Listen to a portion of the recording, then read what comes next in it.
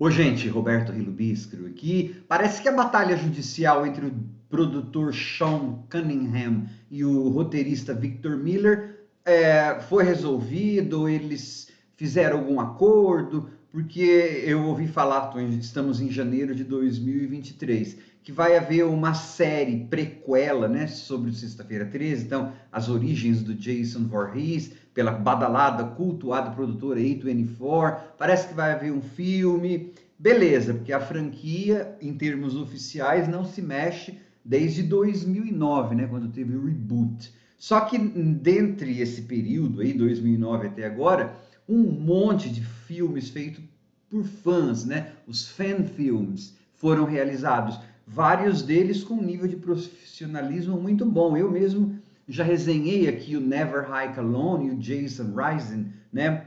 De 2017, 2021.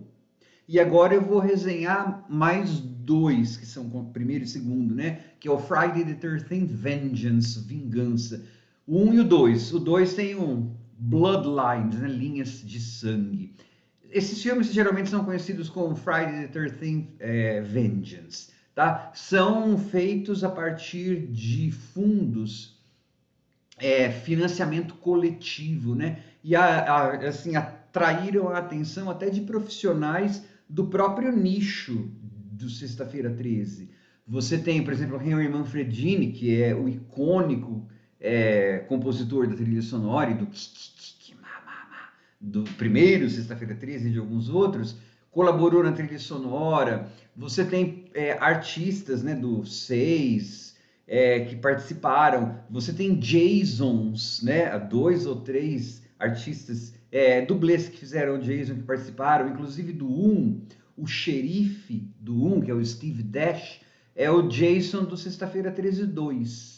Tá? Ele morreu depois que fez esse filme. Aí, inclusive, no 2 tem uma homenagem a ele. E pena que ele morreu, e na verdade, pena que o 1 não aproveitou a subtrama, porque ele teria, né, a personagem teria um papel muito importante se eles quisessem fazer alguma coisa a mais com aquela personagem. Que a personagem pode voltar. Foi o ator que morreu, né, o Steve Dash. Tem outros Jasons, o Elias Voorhees, que é o pai do Jason Voorhees, que aparece nesses filmes, é um Jason, tem, como eu falei, atores que participam, é muito bem feito, tá? Mas antes de continuar, gostaria de convidá-los a se inscreverem no canal Robertando, curtir os vídeos, compartilhá-los, eu agradeço bastante. Esses filmes podem ser assistidos legalmente no YouTube, então eu vou deixar o link para os dois filmes na descrição, no comentário, né, na descrição deste vídeo aqui,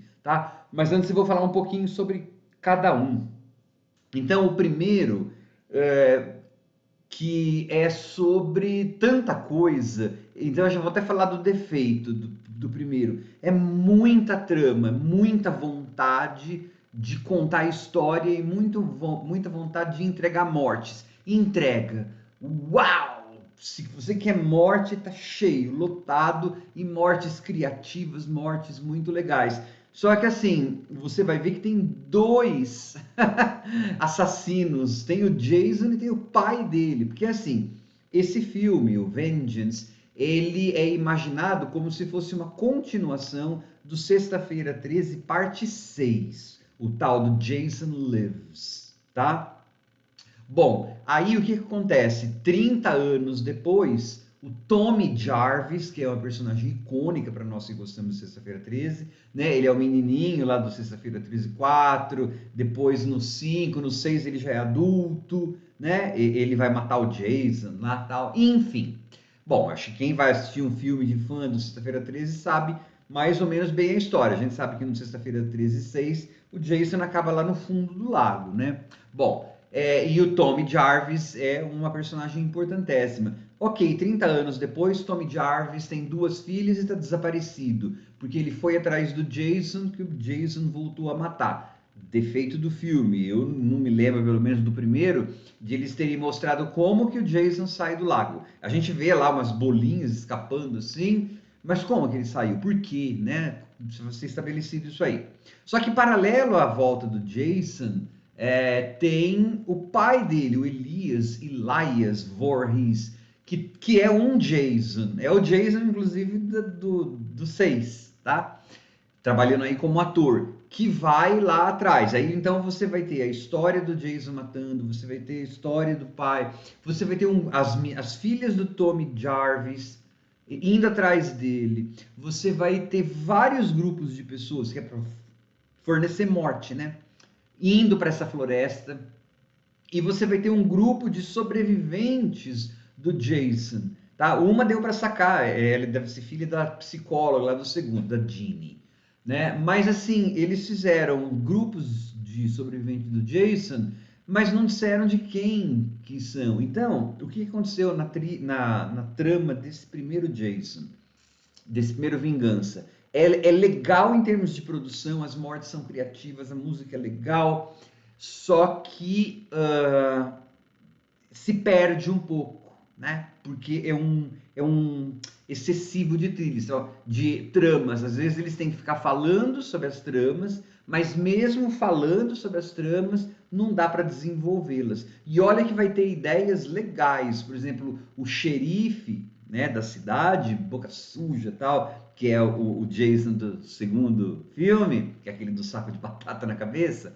Ele, nossa, teria assim um papel fundamental, porque você vai ter um flashback e você vai ver que ele tem alguma coisa muito importante na própria gênese do Jason, né? Então, porque esses tipos de filmes, os fan-filmes, eles mexem na mitologia. Ué, já que a franquia não anda, por que que os fãs não podem mexer? E é legal porque os fãs fazem isso com respeito. A gente gosta do Sexta-feira 13. Então você percebe nesse e no segundo, que eu vou falar daqui a pouco, que assim, tem defeitos, os atores nem sempre são bons, mas quem disse que ator de filme de terror dos Sexta-feira 13 oficiais eram bons também? É filme de terror, geralmente é B. Então, tem as suas faltas, só que geralmente é feito com muito amor. Geralmente não, esses filmes de fãs são feitos com muito amor, né? As pessoas colaboram com grana e os diretores e todo mundo faz o melhor que pode, porque gosta do material que está trabalhando. Inclusive os atores do próprio Sexta-feira 13 que foram contratados para fazer, eles gostam dos filmes, né? É o único amor praticamente que essas pessoas têm de fãs é por causa de Sexta-feira 13. Existem convenções de Sexta-feira 13, né? Convenções de filme de terror, convenções da franquia Sexta-feira 13. Pena que a trama é muito enrolada, tá? E o segundo, que é o tal do Bloodlines. Bom, pega a história diretamente de onde parou o primeiro. Então, ela vai aclarar um pouco a história. O segundo vai aclarar um pouco, tá? Você vai ter um Jace, você vai ter o Elias Voorhees, o pai dele. Aí você vai perceber que ele está querendo se vingar através do Jason da família do Tommy Jarvis. Ele quer extinguir a dinastia dos Jarvis. Só que aí também no 2 tem um monte de outras personagens que é para ter morte. E uau! As mortes do 2 são tipo assim dignas daqueles slashers tipo Morte no Pântano lá, uma franquia mais moderna dos anos 10. Uau, sai assim, sai meleca, sai intestino, Jason mata de muitas maneiras, muito bem feito também, muito bem feito.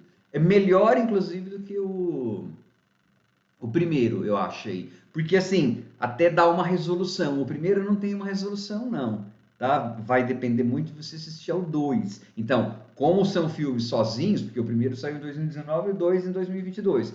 O primeiro é bem mais defeituoso, vamos dizer assim. Porque o final, quando acaba, você fala, what the fuck? O que aconteceu no final? Esse 2, né, retoma o que aconteceu no primeiro, e aí sim vai ter um final, e um final com luta, e vai ter uma homenagem pro xerife do primeiro filme, que era um Jason, né? Que eu falei do 2, do Steve Dash, que morreu. Inclusive vai ter uma homenagem, como ele era do 2, vai ter um momento que é uma alucinação, em que vai aparecer o Jason vestido de saco de batata. E aí, claro, para nós que somos fãs, um monte de brincadeiras, de referências, de ovos de Páscoa. Então, no 1, por exemplo, tem uma rua, uma personagem lá, alguém mora na rua na rua Cunningham, Cunningham Lane, alguma coisa assim, o Sean Cunningham.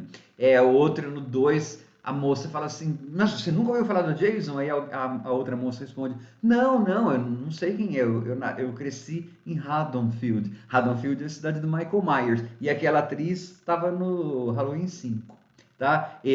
Aliás, no primeiro já tem uma referência ao Michael Myers. Um bêbado lá vê o Jason e chama ele de Matthew Myers. Então tem um monte de referência dentro da mitologia da Sexta-feira 13, mas também mitologia fora, né, de filmes slasher. Tem mortes que são referências dentro da mitologia, que a gente conhece bem, né, que ele coloca pega uma barraca lá, as pessoas dentro da barraca e pau, que absurdo. Tem sexo, tem nudez, que em filmes de fã, em fan filmes, geralmente não tem muito, porque não são atores, né, negócio de sindicato e tal. É gente comum, geralmente, fazendo filme, se divertindo, fazendo um cosplay, na verdade. Esse aí não é um filme mesmo, tem cena de sexo e as pessoas morrem fazendo sexo igual no Sexta-feira 13, oficial. Eles meio que dão um jeito de esquecer os da New Line Cinema e focam mais no tempo da Paramount. São geralmente os nossos favoritos mesmo. Ah, tem uma hora em que fala assim, não, eles até viram Jason em Nova York, imagina que mentira, Sexta-feira 13, parte 8. Então, assim, se você é fã de Sexta-feira 13, esses dois filmes são fan filmes de boa qualidade. Olha que acho que para olhos não muito treinados, pode até confundir com um filme de terror de baixo orçamento, tá? De estúdio, vamos dizer assim, mas ele não é filme de estúdio. Tá? Só que é um bom filme. Os dois são. O segundo, falei que é melhor. Ah, e o segundo, ele é mais rápido, inclusive, mais ágil.